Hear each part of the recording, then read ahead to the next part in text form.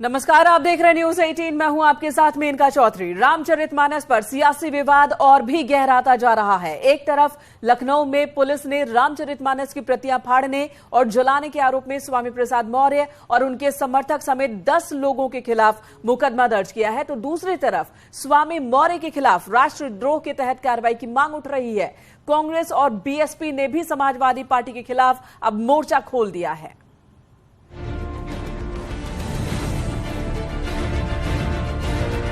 स्वामी प्रसाद मौर्य जी को मैंने कहा है कि जाति जनगणना के आंदोलन में आगे बढ़ें। कोई खिलाफत नहीं कर रहा ग्रंथ की, ना भगवान के खिलाफ है, ना रामचंद्र के खिलाफ है, लेकिन ये बीजेपी वाले ये बताएं उनके नेता क्या क्या कहते हैं। समाजवादी सियासत की तस्वीर देख लीजिए। जुबान पर धर्म ग्रंथ का अपमान, हाथ में रामायण दिया जा रहा है, और जब बात हाथ से निकलने लगी, धर्म ग्रंथ के अपमान की आलोचना होने लगी, तो लगे हाथ खुद को राम भक्त भी बता दिया।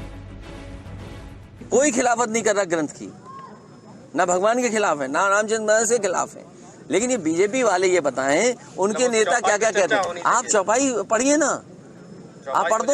मैं नहीं, अगर याद है तो पढ़ दो आप। धर्म ग्रंथ का मजाक उड़ाने वाले, संतों का अपमान करने वाले स्वामी मौर्य पर अखिलेश यादव का डबल स्टैंड भले ही साफ दिख रहा हो, लेकिन अब उस विवाद में एक्शन हुआ है जब स्वामी मौर्य के समर्थकों ने रामचरितमानस की प्रतियों को आग के हवाले कर दिया। मामले में पुलिस ने स्वामी प्रसाद मौर्य समेत 10 नामजद और कुछ अज्ञात के खिलाफ मुकदमा दर्ज किया है। अब पहली बात तो ये कि एक ही चीज रटी रटाई और घिसी पिटी बात रोज रोज करना ठीक नहीं है। जब पहले मैंने कहा आप लोग बार बार रामचरितमानस, मैं आपत्ति में टिप्पणी की बात करता हूँ और रामचरितमानस की बात करते हैं। नहीं, वो टिप्पणी तो उसी के ही तो एक चौपाई उस अंश को बोला करिए ना जी। तो घुमाते क्यों हैं? उस टिप्पणी को, आपत्तिजनक टिप्पणी को हटाने की मांग मैं पहले भी करता रहा, इस समय भी कर रहा हूँ, आगे भी करता रहूंगा। ये विवाद इतना गहरा है कि मुकदमे भर से काम नहीं चलने वाला। कांग्रेस नेता आचार्य प्रमोद कृष्णम ने राष्ट्रद्रोह के लिए आवाज बुलंद की है। उन्होंने ट्वीट में लिखा, स्वामी प्रसाद मौर्य के खिलाफ राष्ट्रद्रोह और एनएसए के तहत कार्यवाही की जानी चाहिए।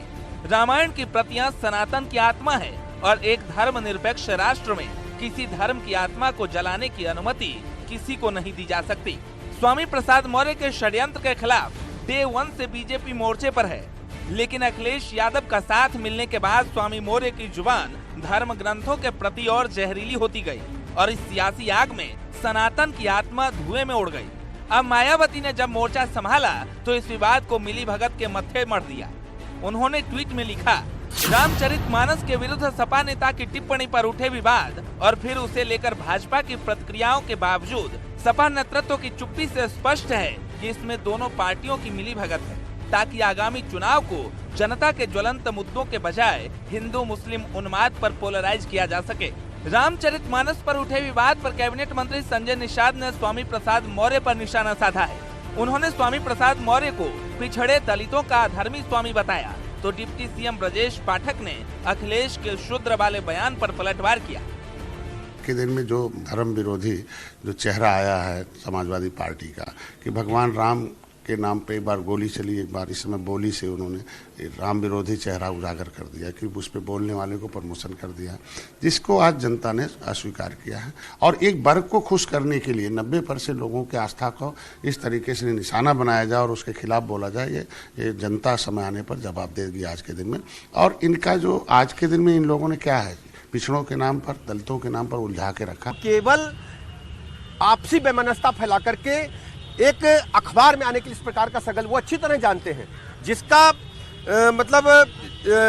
जो व्यवस्था ही एक सामंतवादी नीतियों के तहत हुआ है, जिसकी व्यवस्था ही पूरी तरह से राजशाही है।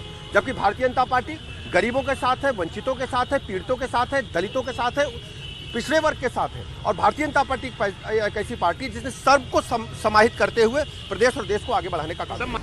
तस्वीर साफ है, अखिलेश यादव के शह पर स्वामी मौर्य ने सनातन के खिलाफ मात का एजेंडा चलाया और जब विवाद बढ़ा तो अपमान का इनाम भी मिला।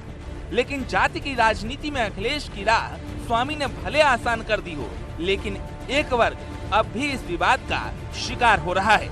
लेकिन कानून के दर देर है, अंधेर नहीं।